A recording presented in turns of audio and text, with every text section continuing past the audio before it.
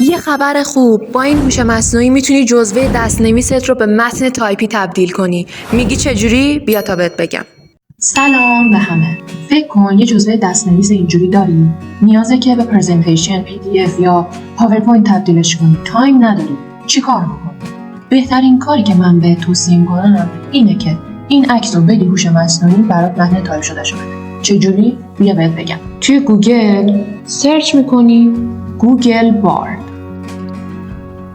هوش مصنوعی خود گوگله و خیلی کاربردیه.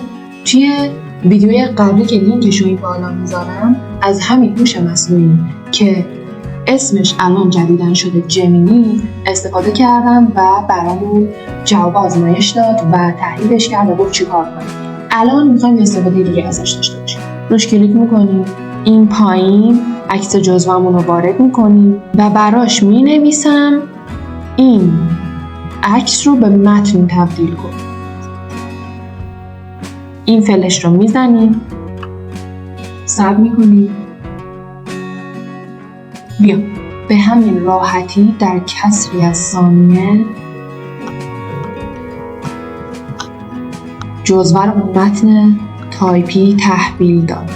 ببینید این پایین یه هشدارم بهمون میگه که کیفیت تصویر پایینه. ممکنه برخی از کلمات اونطوری که بایده نوشته نشده باشن. چک کنین، ویرایشش هم میتونید بزنید. به راحتی متن رو کپی میکنید و هر جا که دوست داشتین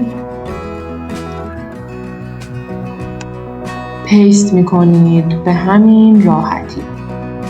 این از کاربرد هوش مصنوعی دیگه نیاز نیست تایپ کنید، اصلا نیاز نیست بشینی از روش بخونی تا تایپ صوتی به متنی داشته باشید. به راحتی در کسری از ثانیه عکس رو بده، متن رو تحویل بگیر. به همین راحتی و آب خوردن. لایک و کامنت یادت نره، ساب حتما بکن چون ویدیوهای خفنی تو راهه. به دوستاتم معرفی کن که از این آموزش‌ها استفاده کن.